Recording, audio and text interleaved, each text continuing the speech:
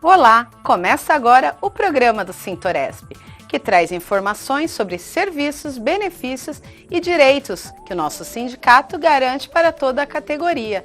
E na edição de hoje, você confere. Entrevista com o ex-ministro do Trabalho, Antônio Rogério Magri. Na matéria, dirigentes do Sintoresp integram o Departamento de Turismo do PTB. E no editorial, nosso presidente, Francisco Calazans Lacerda, fala sobre a importância que o sindicato dá à educação. Agora, no TV Sintoresp.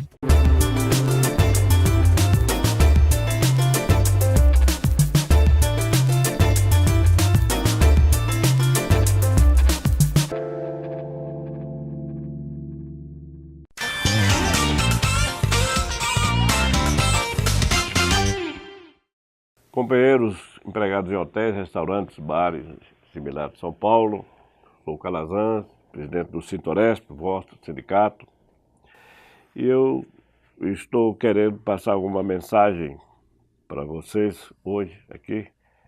E eu, pensando na nossa escola de hotelaria de qualificação de mão de obra, que eu acho que é de suma importância, é um dos deveres dos sindicatos, nós cumprimos o nosso dever. E eu fui e falei com os companheiros que tomam conta da escola, né? Cuidam da coordenação.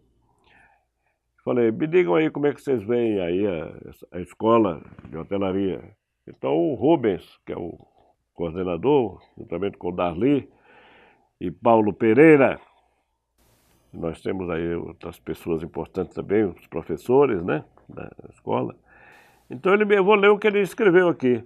Nossa escola de hotelaria qualifica centenas de companheiros e companheiras por ano, sem custo.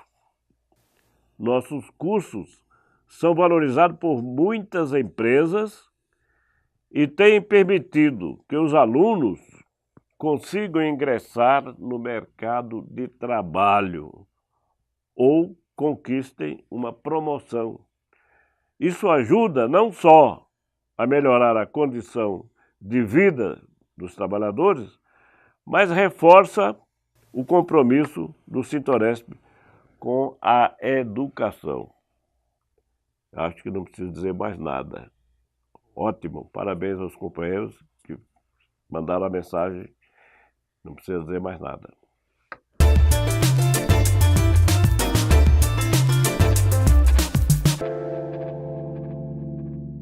Muito bem, nós começamos mais uma entrevista no programa do Sintoresp.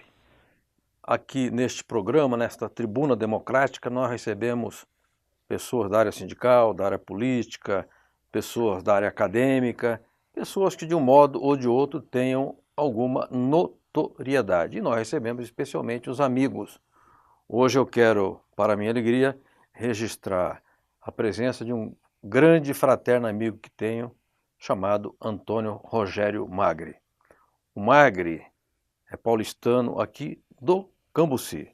O Magri começou sua vida de operário braçal na Light e teve como ápice da sua atividade pública a cadeira do Ministério do Trabalho e da Previdência Social. Magri, é uma alegria te receber. Obrigado, João. Sempre estar presente com você e a sua equipe sempre me agrada muito. E não é que tenha me surpreendido, mas eu fiquei muito impressionado com essa disposição, com esse dispositivo que o Sintoresp tem aqui, esse estúdio. Parabenizar o seu presidente, o Calazans, porque isso é de uma visão política muito importante. O sindicato tem essas características, precisa mostrar o que faz. Então me surpreendeu positivamente de ver um estúdio dessa natureza. E estar com você é um prazer sempre que redobrado. O nosso programa passará na TV Comunitária de São Paulo, uma das terças-feiras, na TV Comunitária de São Paulo. E também será exibido na TV Comunitária de Guarulhos, a TV Guarulhos. Portanto, teremos exibição em duas emissoras. O Magri, é verdade que você começou na Light lá abrindo valeta? É verdade. Eu casei muito cedo, né, Franzinho? Eu casei em 1960. eu tive que sair do exército para casar e já tinha minha filha no colo, porque eu casei, engravidei a Isabel ainda dentro do quartel, e não dentro do quartel, mas eu estava servindo o exército, e tive que dar baixa para poder me casar. E aí, com a minha filha pequena, eu não tive outra alternativa. Meu pai me arrumou na Light, e eu entrei como trabalhador braçal durante muitos anos. Eu tive que abrir valeta, eu era muito forte, então era carregar caminhão de cimento, descarregar caminhão de cimento, abrir valeta. Mas foi uma coisa que eu faria tudo de novo, com a mesma alegria que eu fiz atrás. Só que eu gostaria de ter os mesmos 20 anos, né? Pois é. Esse não tem mais jeito de voltar. Agora você está com uns 40, 45. Ô Magro, e você também serviu o exército? Eu servi o exército, eu servi na polícia do exército. Naquela época, a polícia do exército era uma companhia apenas, de 130 soldados. E eram escolhidos a dedo, porque era a polícia do exército. Eu fui porque eu já era faixa preta de judô naquela ocasião, mas para você ter uma ideia, eu era o menor do meu pelotão de 30 pessoas. Puxa vida. Então, 1,90 m, 2 metros, Hans Fábia tinha 2,5 m, e eu fui mais por ser realmente faixa preta de judô. Então, eu fui para a polícia do exército, que tenho grandes lembranças. Diz o ditado que pé, sempre pé. Bacana. E na Light você desenvolveu uma carreira? Ou você ficou, durante o período em que trabalhou lá, mais em serviços operacionais? Bom, eu fiquei durante muitos anos num período de braçal mesmo, né? Porque como a gente nunca esconde as origens, eu não escondi minha origem, eu só tenho 4º ano primário. Eu não tenho a erudição dos bancos da faculdade, mas eu tenho a erudição da vida, que é muito importante. E durante quase 10 anos eu trabalhei como trabalhador braçal. Mas era muito versátil, eu montei uma academia de judô dentro das oficinas do Cambuci, que tinha 3.000 funcionários. Puxa vida. Eu montei uma academia de judô e como eu sempre tive muita facilidade de falar, logo eu fiquei muito conhecido. Morreu um feitor e o meu chefe logo me colocou como feitor. E uma dessas coincidências, logo depois também se aposentou o encarregado de seção e eu passei a ser encarregado de seção. Trabalhei mais alguns anos e em 1975 eu comecei... Aliás, eu frequentei meu sindicato a vida toda. Desde que quando entrei na Light, eu me associei. Meu pai, um velho italiano, já veio da Itália e já se associou ao sindicato. Eu fui fiscal das urnas, eu fui delegado sindical, culminando em 77 por assumir a presidência do sindicato. Então foi ali uma passagem quase que rápida, mas foi muito importante na minha vida. Agora, Magro, você, digamos, ascendeu no sindicalismo no mesmo período em que um pernambucano fazia a mesma trajetória aqui em São Bernardo, que é o Lula. Você conviveu com o Lula, qual a imagem que você tem dele? Bom, na verdade eu convivi muito com o Lula, porque a primeira greve que o Lula fez na Scania-Vabis, 77, se não me engano, 77, 78, eu fui ajudá-lo. Fui ajudá-lo e eu e o Negrão, que era presidente do Sindicato dos Petroleiros do Rio de Janeiro, fizemos uma coleta de dinheiro para bancar o fundo de greve dos metalúrgicos do ABC. E nós, no final de tarde, nos reunimos com ele, aquela coisa toda. O Lula se eu for falar do Lula, talvez eu precisaria de muito tempo para falar, mas eu vou tentar resumir o Lula. O Lula é uma figura inteligentíssima, uma figura carismática e de uma liderança ímpar. E eu aprendi com o Lula algumas coisas, muitas coisas, mas a mais importante que eu aprendi com o Lula, nessa greve, no final da greve da Scania-Vabis, que o acordo não tinha sido um grande acordo, mas com milhares de trabalhadores, ele disse o seguinte: vamos sair da greve. Avançamos, demos um passo importante, fizemos uma poupança política, mas vamos ter que sair. Quer dizer, saiu sem a vitória que ele gostaria. Então eu aprendi uma coisa: a grande liderança, João, coloca você numa greve e tira você da greve se ele sentir que você estará em perigo. Sua cabeça estará a prêmio na sua empresa. Foi um grande aprendizado. A outra coisa que eu aprendi com o Lula, e que fez sentido para mim até hoje, porque eu era de uma truculência com relação a partido político e a sindicato, que depois que passou esse tempo eu fiquei até com vergonha. Eu dizia o seguinte: sindicato é sindicato, partido é partido, igreja é igreja. Um não entra na área do outro. E eu estava muito enganado, muitíssimo enganado. Aí o Lula em cima não era nem caminhão, era uma Kombi. Vamos para casa, mas eu quero dizer uma coisa. Se nós quisermos consertar a vida do trabalhador brasileiro, não é só aqui no sindicato, é lá no Congresso Nacional. Lá é que se resolve a vida dos trabalhadores. Lá é que se tem educação, saúde e todas as coisas mais. Então, se nós quisermos de fato melhorar a vida nossa, é lá no Congresso Nacional. Foi um aprendizado para mim extraordinário. Por isso que até hoje eu tenho dito isso onde eu vou. O meu problema não é o presidente da República. O meu problema é o Congresso Nacional. Sim. Esse Congresso que está aí, por exemplo, envelhecido, apodrecido, patrimonialista. É só pegar, e você conhece mais ninguém, porque você é um dos melhores entrevistadores hoje, sindicalmente falando. Você é perfeito, você conhece a história, você tem um passado de esquerda, mas não essa esquerda, mas esquerda verdadeira. Você compreende bem toda essas passagens todas. Então você pega o Congresso, você tem 200 deputados do agronegócio. Você tem 150 deputados da igreja, que se tornou um curral. Não tenho nada contra a igreja, mas os evangélicos estão tornando a igreja um curral eleitoral. Então não é lá não metemos a cara lá. Você tem lá empresários, você tem banqueiros. Quem é que nós temos que nos representa lá? Aí eu aponto, faço assim com a mão do Lula. 4 pessoas, já digo tudo. Você tem lá o Vicentinho, você tem o Bebeto, você tem o Paulinho, o incansável Paulinho, muito criticado, mas um cara que dá a cara para bater, é uma pessoa que eu tenho confiança nele, há muita malhação em cima dele, porque ele nos representa bem, não há outra representação a não ser essa. Aí você vai lá, pega lá os aleluia da vida, dono de 5 ou 6 universidades, esse pessoal não nos defende, não nos representa. Então eu acho que isso é que a sociedade tem que tomar cuidado agora na hora de votar. Em quem que você vai votar? Você conhece o perfil do teu candidato? Esse candidato a deputado tem um compromisso com você? Tem compromisso com a classe trabalhadora? Ou tem compromisso com o banqueiro, com o empresário? Então eu queria chamar a atenção, aproveitar essa tribuna que é democrática, muito democrática, para dizer isso. Não adianta eleger o Ciro, não adianta eleger o Haddad. João, as políticas públicas passam pelo Congresso. Vamos pegar o Senado. Sim, sim. O negro, é bom que se diga de passagem, o negro ganha 30%, 35% menos que o branco. Acredite. Se você nunca se preocupou com isso, acredite. Tem que se fazer políticas públicas para equilibrar um pouco esse jogo. Aí você vai para o Congresso Nacional. Tem 81 senadores. Sim.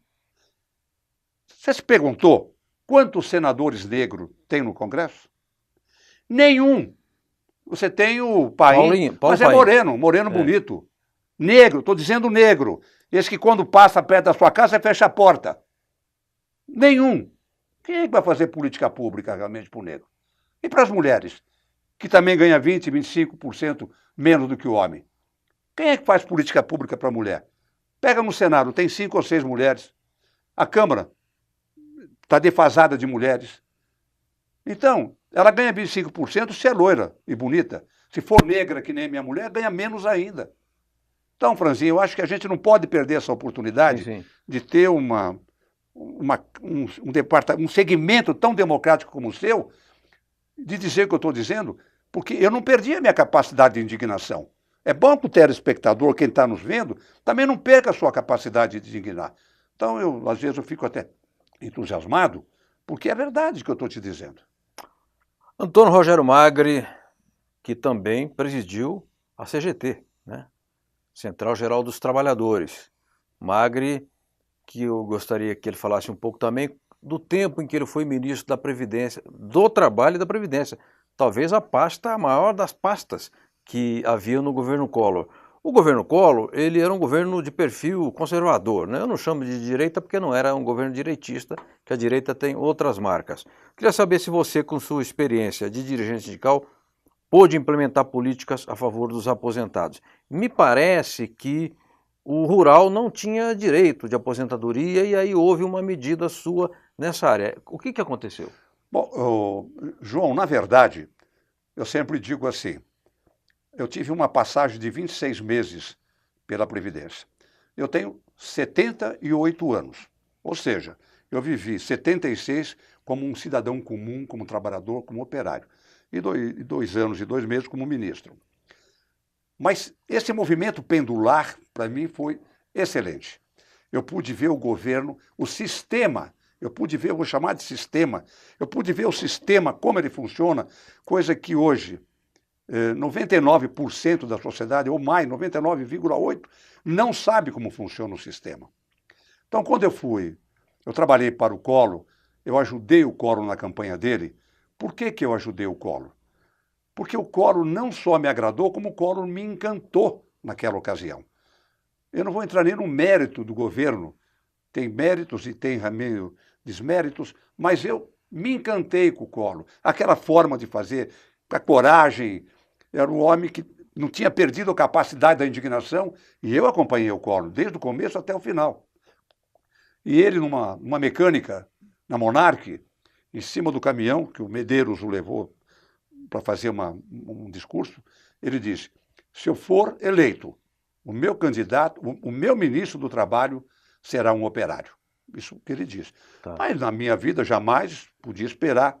Como a história é muito longa, se eu fosse contar como foi, bom, eu fui a ministro do Trabalho e ele agregou o Ministério da Previdência, o que deu a um operário uma responsabilidade enorme.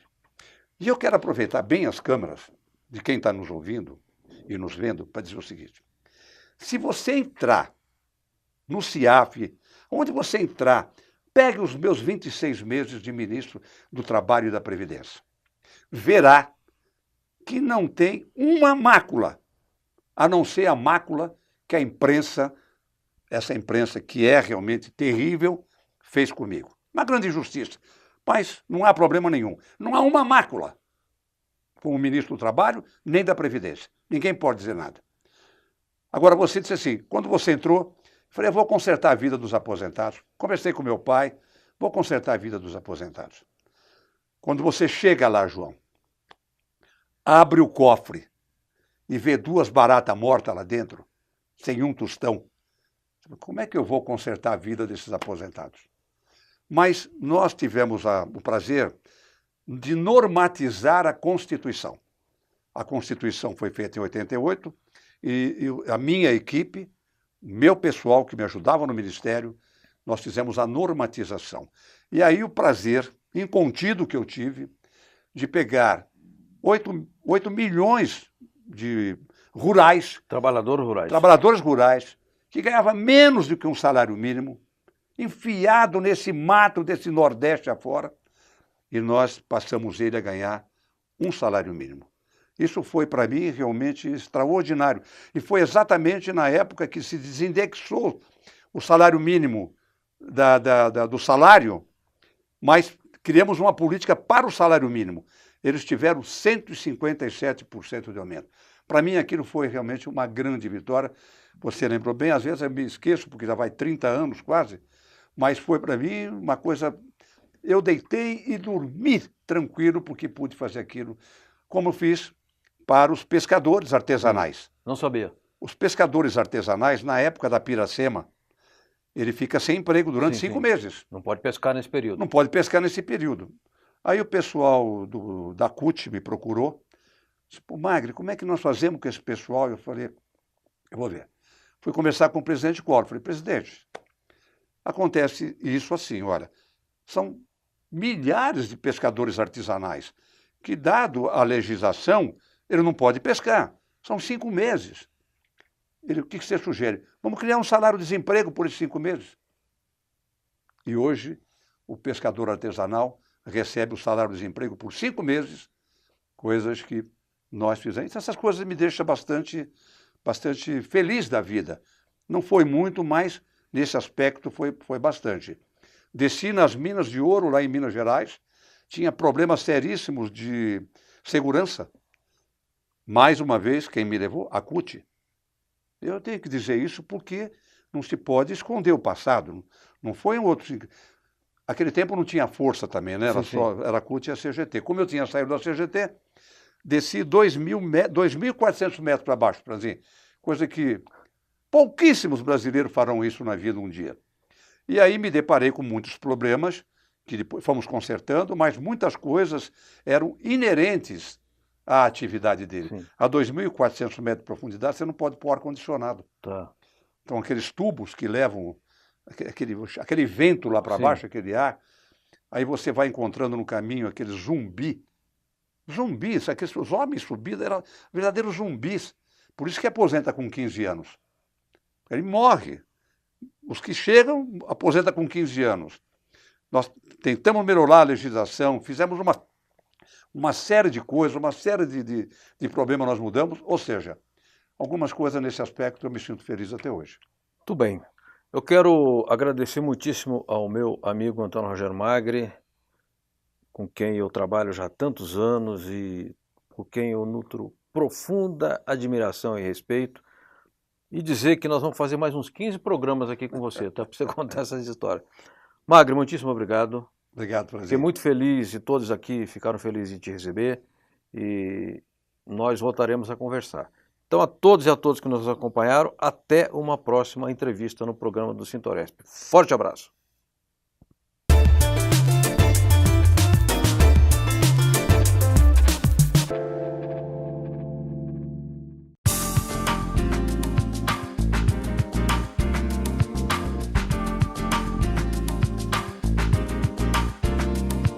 Em 20 de setembro, o Hotel Lex Brasil recebeu o deputado estadual Campos Machado, em evento que oficializou a criação do Departamento de Turismo do PTB. Ao lado de autoridades, o deputado deu posse à diretoria e reforçou que o setor é um dos principais caminhos para o país voltar a crescer. Eu quero dizer que o turismo é um dos principais caminhos que o país pode tomar para fortalecimento das suas divisas, da sua economia, a criação de empregos, porque quando as pessoas visitam uma cidade, visitam um estado, estrangeiras ou não, elas acabam deixando impostos, recursos que giram na órbita de bilhões de reais. Como é que eu posso desprezar esse cenário, um momento de fragilidade da nossa economia? Esse PTB, turismo, é um PTB que independe de coloração partidária. Precisa de pessoas como hoje, que coincidentemente 90% fazem parte do PTB, mas 10% não são filiados. O próprio Rubens não é filiado do PTB, mas é uma pessoa, para nós hoje, de muita importância e é estimulado, incentivado, um dos homens que tem as mais belas trajetórias de vida, que é o Dr. Calazans. Ele abriu as portas desse sindicato, escancarou as portas do sindicato para ser o berço desse novo departamento do PTB, que é o PTB Turismo, que independe da participação de ser filiado ou não. Basta ter amor ao turismo para fazer parte do nosso PTB. O departamento é presidido pelo nosso secretário-geral Rubens Fernandes da Silva, que também integra o Conselho Estadual de Turismo de São Paulo. Nós temos agora uma grande oportunidade de melhorarmos as condições de emprego no nosso país. O que nós temos que viabilizar é exatamente a questão do turismo no Brasil, que existe um potencial enorme, gigantesco de crescimento. O Brasil em si é maravilhoso. Nós temos um país cheio de atrações turísticas. Amazônia, Pantanal, nós temos as serras gaúchas, temos praias maravilhosas e somos um país grandioso. Temos uma malha aérea muito grande, nós temos a questão de mobilidade através de rodovias, estradas. Bem, nós temos que aproveitar o que temos e fazer um trabalho de divulgação a nível mundial para atrair os turistas de todas as partes do mundo para virem ao Brasil. E aí nós sabemos que nós temos uma grande oportunidade de mudarmos a situação atual e isso certamente vai fortalecer os sindicatos também, vai fortalecer a nossa nação, vamos nos incluir num contexto mundial e aí fazer jus àquilo que temos, que é exatamente um povo vibrante, um povo receptivo, que pode muito bem fazer um trabalho maravilhoso de recepção de turistas e desenvolvermos a nossa nação. Também fazem parte do departamento o advogado Robson Ferraz Colombo, nosso diretor executivo, Valdir Farias da Silva, o gerente jurídico do Sintoresp, Antônio Carlos Lacerda, além de Paulo Dantas Lacerda e Jaqueline Freitas de Souza. Nosso presidente Francisco Calazans Lacerda, que foi homenageado como presidente honorário do departamento, enxerga a iniciativa como um esforço do PTB em ajudar o Brasil a voltar a crescer. É um momento assim, bastante importante aqui para o Sintoresp, e eu cumprimentei o deputado Campos Machado pela a capacidade que ele tem assim, de ver a coisa no devido lugar. Então, por exemplo, essa secretaria do PTB voltada para o turismo teria que ser aqui, principalmente do lado dos trabalhadores, e ele fez isso após verificar que há um bom relacionamento entre capital e trabalho, e enquanto isso se mantiver, isso vai contribuir gigantescamente para o turismo de São Paulo e, por via de consequência, nacional.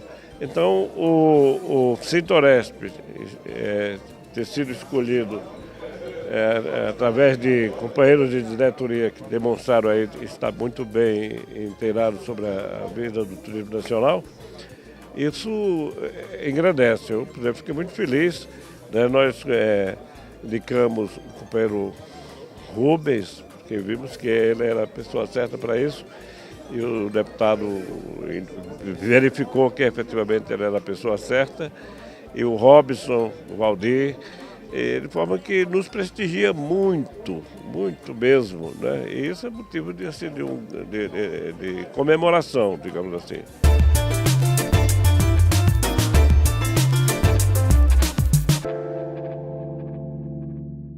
Termina aqui mais um programa do Sintoresp. Tenha uma ótima semana e até a próxima!